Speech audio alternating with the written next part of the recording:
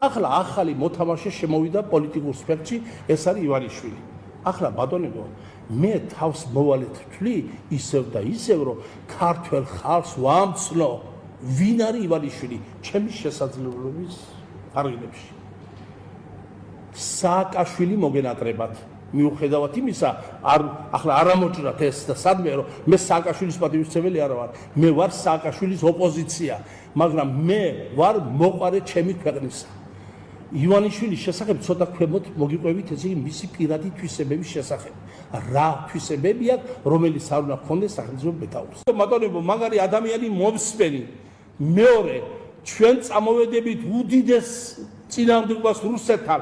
ვინ დაიჯერებს, გოგონებო, ბიჭებო, ვისაც გინდათ კითხეთ, 7 მილიარდიანი ბიზნესი რუსეთში ჰქონდეს, იქიდან ფული მოქონდეს და საქართველოს, ესე იგი შენ მტერს, პუტინის მტერს, აძლევდი ამ ფულს პუტინის დღეში 3 წელს ატყავებს. ესე იგი ამას დაიჯერებთ, ეს არის ზუსტად რუსეთის პროექტი. ზუსტად რუსეთის პროექტია. ახლა იმაზე, ხელმოქმედებაზე. ბატონო, 4-ჯერ მეტ ხელმოქმედებას აკეთებს აბრამოვიჩი. აბა დამისახელეთ 1 მილიარდერი სოფლიოს სხვადასხვა კუთხეში წავძაენ ბივლინებით ბატონები და კითხეთ, აკეთებ თუ არა ხელმოქმედებას, ვინ დაგაყენებს ბატონო ხელმოქმედების ჭირიანი ბიზნესმენი ახლა 20 მეტრი აქვს ჯიბაში, იმას აკეთებიებენ ხელმოქმედებას. ვინ დაგაყენებს ხელმოქმედებას აკეთებდა და კაპიტანი ემზადებოდა ამ საქმისთვის ემზადება. ამ მომრჩევლების ხმები უკვე იყიდა რამოდენიმე წლის წინათ. აი ეს ფული რაც არის და კაპიტალ დაბანდებები, ეს ყველაფერი არის ადრე ნაყიდი ხმები. აი მაგალითად ბატონებო, როგორ შეიძლება რომ სწორად იყოს სასამართლო, როცა საჩხერის სასამართლო, მილიცია და პროკურატურა აშერა ბიძინა ივანიშვილს. მიაბაშერა. ხელფას ამ მოსამართლეებს დამას უხდის ბიძინა ივანიშვილი. სახლის საჩხერის მილიციის უფროს თავისი 2000 კვადრატული მეტრი მიწით აუშერა ბიძინა ივანიშვილმა.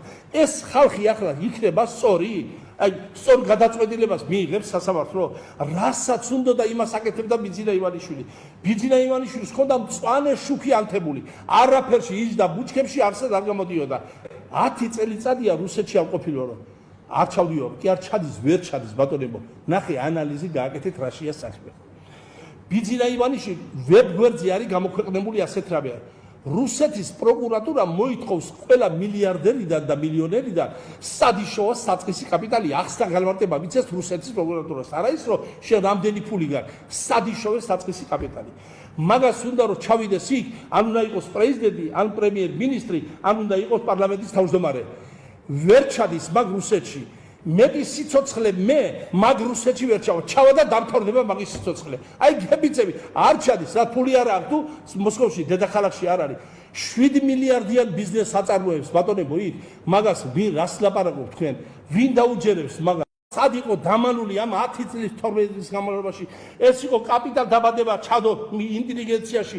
ეს მოარული ხმები იქ მუშაობდი მე, დადიოდა რომ მაგ ემზადებოდა ამ საქმისთვის. ამიტომ ესე იგი ყველა ეს ისეთი პროცესი იყო, რომ ყველას მოსყიდვა მოხდა.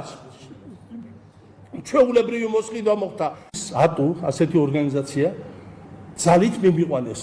მოლაპარაკებას აწარმოებდნენ 3 თვე. პროფესიონალი უნდა და ვინც ამ ჩახლამული ეს ნაძირალო ორგანიზაციას ამოიყვანა ზებად. ეს ჩემი პროფესია იყო და გავაკეთე რასაკვირველი ეს. და თქვენ შეგიძლიათ მიგზავნოთ და ყველა ვიცის რომ სამშენებლო კომპანია. ახლა მშენებლობა სხვა არ ვიცი, ჟურნალისტიკა არ ვიცი, მაგრამ მშენებლობა არ მესწავლება მე. თუ მესწავლება არ ცხვერია ვისწავლი. შემდეგ ამისა, ესე იგი დიდი მასშტაბის მშენებლობები, თუ რამე გაკეთა, ციცინათელები, ეს ბაკურიანი, ეს ჩემი ხელია სულ ყველაფერი. მე ფარდა ვიყავი, მე არ ვჩნდებოდი არსად, ეს ყველაფერი მე გავაკეთე. რას ქვია ბატონო?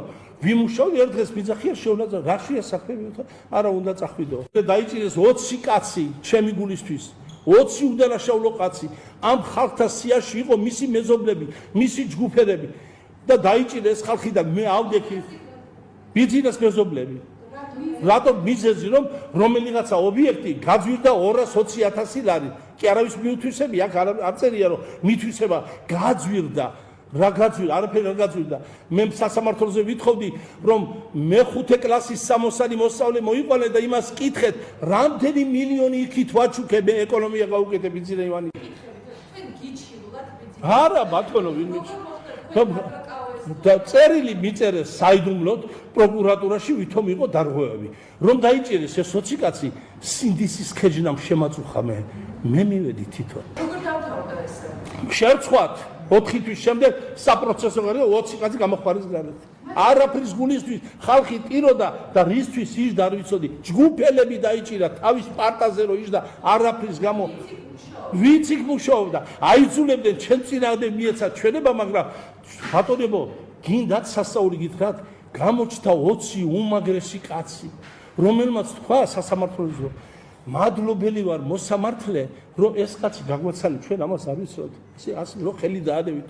მე უთხარი მოსამართლეს, ოღონ ეს ხალხი გაუშვიდა, რაც გინდა მე მიკედი დამსაჯეთ მე, ეს უდანაშაულო ხალხი, ეს გაძვალტყებული, გააყიდია სახლები, გააყიდია ღობეები, ჯარში ჩააბარეს და მაგარი ჰუმანური ადამიანი, ბატონებო, რა არის ფული ამ თავარი ის, მაგრამ ვინ მიიღო ჩემი თქმა არავინ წერდი წერის სააკაშვილს რომ მიუხედავად იმისა რომ ვარ შენი ოპოზიცია მე არა ვარ შენი მტერი და დაიცავი ჩემი უფლებები მივედი პატრიარქთან პატრიარქს უთხარი რომ მე სინდისის წინაშე სწორი ვიყო გეუბნები რომ უთხარი ბიძინა ივანიშვილს რომ ნახოს ეს საქმე მაგის მოწყობილია რასაკვირველია ბიძინა არის ყველაფერი ამის მომწყობი უკვე დადგენილი მაქვს ეს პატრიარქმა მომისმინა კარგად მე პატრიარქთან კარგი ურთიერთობა ახლა რომ ამბობენ პატრიარქმა არ მიგვიღო ეს პრობლემა ჩემთვის არ არსებობს პატრიარქმა იცის მე ვინა ვარ კაცხადება დაუწერდა მე 2 კვირის მერე შემომითვალა რომ ესე იგი ჩვენო ბიძინა ივანიშვილთან არა გვაქვს კარგი ურთიერთობაო არა აქვს კარგი ურთიერთობა ყველამ გამწირა მე პატრიარქმაც ივანიშვილმაც პრეზიდენტმა ჩემი ღირსება შელახეს მაგრამ ამიტომ უწოდე მე ამ მას ინტერვიუში წინა ინტერვიუში ბიძინა ივანიშვილის მაიმუნი და დაძირალა ვინც ადამიანის ღირსებას უდანაშაულოდ შელახავს ის არის მაიმუნი და დაძირალა და მოგახსენებთ მიუხედავად იმისა ქართველი ხალხი არ კითხულობს ვინ არის ბიძინა ივანიშვილი მარტო ფული და მიდის იმის დანარჩენს არაფერს არ კითხულობს ასე ბრმა ბატონო ვინ არის? აი ეს არის ბატონებო, უდანაშაულო ხალხის დამჭერი და არა გამკითხავი და ყველაფრის მომსმენი. ვალდებული ვარ, სანამ ცოცხალ ვარ, რომ ქართველ ხალხს უთხრა სიმართლე, რათა მათმა, ესე იგი გააკეთოს სათანადო ანალიზი.